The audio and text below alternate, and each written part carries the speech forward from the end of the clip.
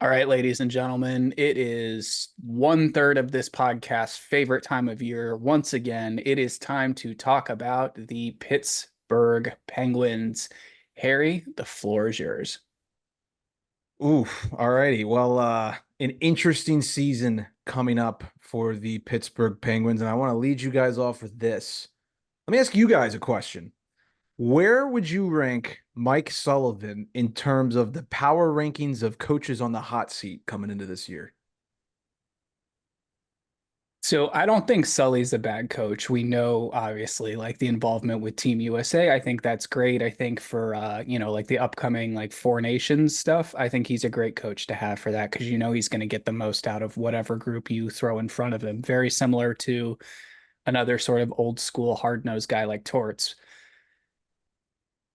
But I think we all know this from being hockey fans for so long. Oftentimes, the coach is just the reset button. It's the first domino to fall. It's one of the easiest things to change in the middle of the season as opposed to doing a drastic, on ice personnel change. So I would say that seat comes into the season.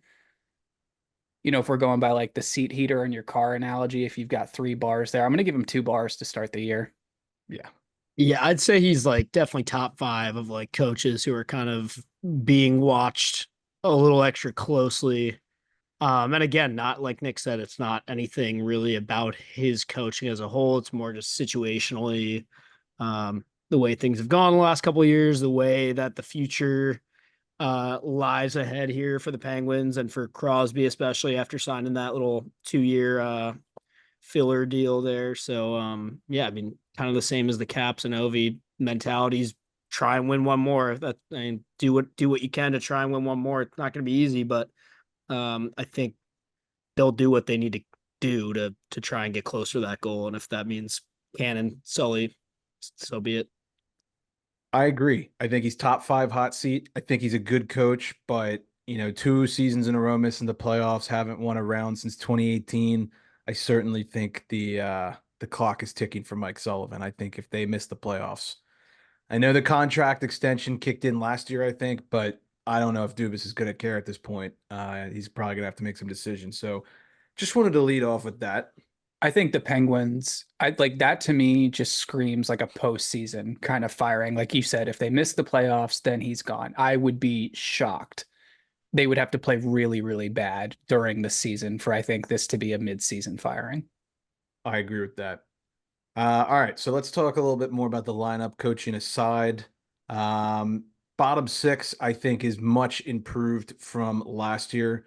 I really like the additions of Blake Lizotte and Anthony Beauvillier. You get a couple good skaters in there. I feel like last year the Penguins didn't have a whole lot of team speed. That was one of the things they lacked. Both these guys, they can skate. They get two young guns, right? McGroarty in that trade for Jaeger, that's a big one. I would be pretty surprised if he's not in the opening night lineup, as well as Cody Glass, a guy who's been kind of a misfit in a couple of places. He comes over to Pitt. I think he's going to get some good looks, maybe with Malkin or on that third line with Eller. We'll see what Mike Sullivan does. But overall, I think the bottom six is improved. They're faster, which I think is definitely something that was needed. They might not be as heavy, but I think that the skating is going to do wonders for them. What do you guys think?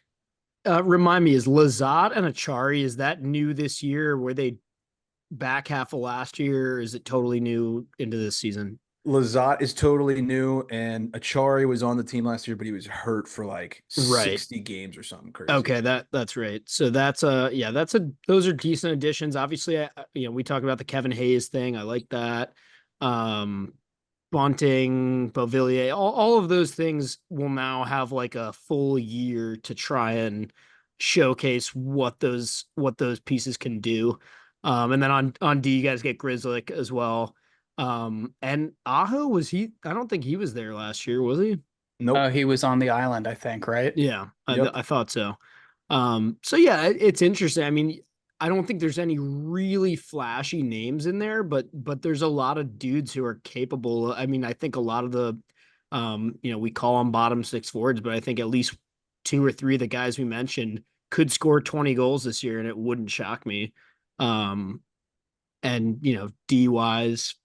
guys like Grizzlick and Aho, they've been around a little bit now, that you should be able to stick them in kind of wherever and get what you're going to get out of them.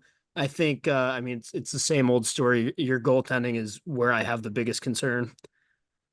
Same. We can talk about that in a second. Last thing on offense, and I said this when I was on Terry's show the other day. There's one guy who I am going to pick on here, but it's going to be Ricard Raquel. A guy that they had some high hopes for when he came over. Looked great in the initial time he came over. Last season, only 15 goals, I believe, if I'm looking at that correctly. Not a good year. The first 2 months of the season, I think he didn't score once. It was like becoming a running joke on the commentary team, like, oh, tonight's the night Raquel's going to get off the schneid. And it just never worked out like that. So he is going to have to get at least 20, ideally 25 for this team to make some noise. He was one of our cardio kings last year, right? He is a cardio king from last season. Yes. Ricardio Raquel. Yeah, I think he definitely needs a big scoring year. I would also look at Beauvillier in that light too, because his scoring production has really fallen off. And, I know the last couple of years there's been movement, there's been injuries. So I think that can all attribute to that. But that and playing for the New York Islanders can that too, really put a damper on your goal scoring. He did score 21 goals for them at one point, but it has been a steady decline since then. So definitely something I think that the Penguins are going to look to get out of him. You would think, with a forward like that, a scoring winger like that, they need at least 20 out of him at some point. It's training camp, so do with it what you will, but he's been playing on the top line with Sid and Rust, and he's looked fine from what I've read on Twitter so far. So we'll see how that works out.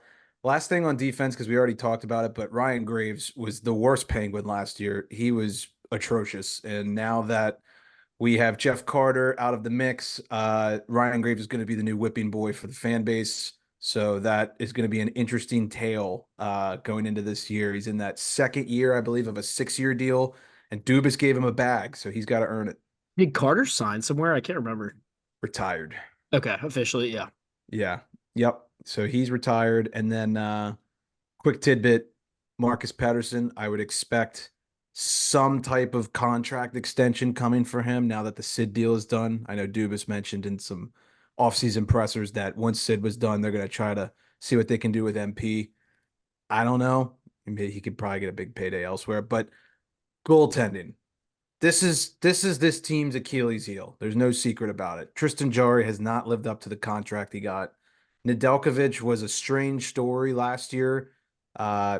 He wasn't really doing much throughout the majority of the season, and then in the last month he caught fire, and they almost made the playoffs riding him every night. So that's where I think this team is going to struggle. I read in an article last week. I can't remember what the save percentage was, but I believe like the league average save percentage last season was 903, I think I read. And Nedeljkovic and Jari both had 903s for last season. So it is the definition of as average can get, the most mid of mid goalies. Bare minimum, yeah. So I don't know. I want to hear what you guys are thinking about the Pens. I'm kind of slowly getting more optimistic, but I don't want to like let myself get too excited. I don't know. I will say it's a little bit of a weird team to try and predict where they're going to end up. I mean, obviously, with any of these Eastern teams that we talk about, the competition's high. There's not a lot of spots for too many good teams, and not enough spots for all of them to get in. So like I don't think the Penguins will be like a bad team. I don't think they'll be like bottom feeders necessarily, but I would say I expect them to be on the outside looking in if you made me pick that right now. I do think though there's a way they can get in, and I think it really just goes back to kind of what we first talked about with some of those new additions. Like if you take Hayes, Lazat, Achari, Raquel, and Glass, 5 dudes right there. If 3 of those dudes get 20 goals, or if 3 or more of them get 20 goals, shit, maybe you're doing okay. If one of them gets 20 goals or 2 of them, you know what I mean? So like that's kind of where it lies for me. I love shitting on your goalies. I really do. You guys know that. I fucking hate Tristan Jarry. I think he's terrible. But I'll be fair. I don't think he's not the worst goalie in the league, and he's also the type of goalie who, if the team in front of him is playing decent enough, he should be able to get you through. Like, I don't expect him to be like losing like 10 games for you guys that you would have otherwise won or anything like that. It doesn't inspire a ton of confidence in terms of like stealing you guys some games. You know what I mean? I Yeah. think on paper, this roster has improved significantly from last year, but I think Matt makes a great point. We just got to see how they gel and how quickly they can pick up this Sullivan system. I will say this, if this team gets into the playoffs, it is going to be a nightmare for everyone in the East because they're the Penguins. They know how to do that. That bottom six is just going to be a massive pain in the ass for any team to deal with in the postseason. They have the center depth. Look at that 3-4 center depth. That is playoff ready right there. And then, Mac, I think you make another great point. It's the bottom defensive pair and it's the goalies. That's the big concern. So, I think a huge question mark needs to be placed on Tristan Jarry. I don't think we're going to see any kind of mid-season goalie swap remedy there. They've made their bed. They've obviously given him a contract. They need to lie in it. Yeah, totally. That is what it is. You guys are riding those Yeah, goalies, it's now ride or it's die. it's shut up or ship out at this point. So he's got to really get his shit together. And I know that a lot of that is not necessarily on him. A lot of that comes down to the defense in front of him, both with forwards and with the defensemen. So that'll be really interesting to see. Also, back to Lazat. I mean, maybe I shouldn't be him into that 20 goal caliber question. I think his best season was 2022-23 with the Kings. Played all but one game that year, 11 goals, 23 assists. But still, I mean, if you can get like 15. 40 points out of him or something like that, I think that's what you're looking for. Yeah. Nick, as our college hockey expert on the pod, what should I be thinking about McGroarty here? Because everybody's talking about him. That's the big talk of Penguins camp. This is a massive get for this team. I hated this the second I saw it come over because he's, for two reasons, a player I already don't like, but goddamn is this kid good. I mean, A+ stud blue chip prospect. I would not be surprised if he wins a roster spot. Yeah, I think people are looking for that for sure. Last thing I'll say, and then we can give season predictions. Back to the coaching, which we started with at the start of the preview. Todd Reardon out, maybe the best decision of the offseason. The power play was atrocious last year, and we all saw the infamous clip of him with the blank whiteboard, not drawing anything up. And fans are like, well, this is why we're 30th in the league. And they bring in Coach Dan. Is it Dan Quinn or David Quinn? I always get him and the defensive coordinator mixed up. I always Want mess to that say up. it's Dave Quinn and then Dan Quinn's the football coach. Yes, I always mess their names up. I don't know why. He comes over from San Jose. He's got that mass connection with Sully, so he's going to be manning the power play. Holding out hope they can just be average, just average, and maybe we make the playoffs. I don't know. All right, Nick. Predictions: Are the Penguins a playoff team? Oh, Jesus. See, the problem with the East, and like everyone has seen this, we've released our, a decent amount of these previews so far, is like all but one team, I think, can make the playoffs out of the East. And we all know who that one is, and I'm not going to rip on them right now, but good Lord. I mean, I have to say no, but would I be shocked? Absolutely not. They are listed at plus 120 to make the playoffs on DraftKings. Our good friends over there. Mac, what That's do you think? not a bad bet. Yeah, I'll stick with what I said earlier. If you made me pick right now, I'm gonna say missing the playoffs. I'm gonna say more of like everyone else's fault, not theirs kind of thing. Everyone else is just gonna be a little too good for them to hang with the pack all the way to the end of the year. But I think Penguins fans will at least be able to enjoy the hope of them making it like throughout the whole season. I don't think you guys will be dead in the water like long before April or anything like that. This team will definitely be much better than last year. That I'm comfortable saying. I think everyone can agree that. Last year to me was a complete fluke. I've never seen a Mike Sullivan coach team play that poorly. Uh, Harry, how does, real quick before we wrap up here, I know obviously Gensel gets traded away at the deadline last year. How does Penguins Nation and sort of your brain get prepared for a full season without a player like that in the lineup? Because you can't really replace someone like that. Definitely can't, and they definitely didn't. Michael Bunting looked really good for us last year in his quick stint with Gino, but Obviously, he's not going to be quite the caliber of offensive power that Jake Gensel is. You got to look for it in the depth. I mean, I don't really know how else to say it. Some people are saying McGroarty could easily put up 20. I would love to see Cody Glass take a step. Neither of those guys are going to be Jake Gensel, but what we lack in star power, I'm hoping maybe we can get in some depth.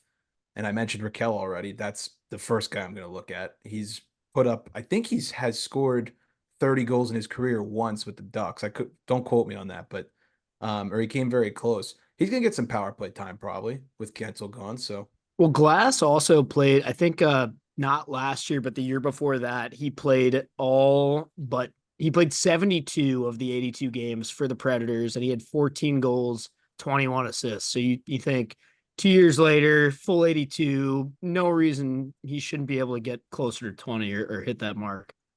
yeah. Name of the game for him and for a huge portion of this Pens roster, though, is going to be stay healthy.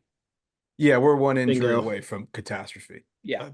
Carlson, Letang, both guys are injury prone. If one of those two guys goes down, the ship is sinking. Oh, that whole decor without one of those guys is Yeah. How about Gino? I mean, like Gino needs to play a full 82, right? I mean, whether that's actually physically doing it or also just trying to do it. I mean, It's funny. He got interviewed about that. So last season was the first season in a while that him and Sid both played all 82. And the reporter's like, what do you think? He goes, I can't do a Russian accent, so I'm not going to try. He goes, yeah, of course we missed playoffs when we both play all the games. Maybe I'll miss a few this year or something there like you that. go. So, are the Penguins a playoff team? Pains me to say it. I want to say yes so bad. I do think they'll be better, but I just can't see them getting in over a few of the teams that I'm looking at. I'm thinking about the Devils, where they're going to be a lot better. I'm thinking about the Islanders. They're always right in there. The Caps got better. Detroit's got to be better. Philly has torch, so like you can't ever rule them out. Buffalo's so hungry for playoff action. I can't say they're going to do it over those guys. I want them to so badly. I think Sid's going to have another great 90+ point season, but I can't put him in the playoffs. I think Pains me. he's a lock for another monster season. If there's, Crosby prop bets you're looking at that you might be on the fence about, just do it. And whatever it is, take the over on it because it's a contract year for Sid. Mac nailed it at the beginning. It's a win right now while you still can kind of thing. I mean, he's going to absolutely leave it all out there these next 2 years. Yeah. So, well, that was he signed a 2-year, right? Yeah. So he's got this Yeah. year, and then after that, the 2-year kicks in. Yes, sir. But good rational preview, my friends. Appreciate the honesty, and let's go Pens. Follow me on Twitter if you want to see a lot of good rants this year. Yeah, don't do that.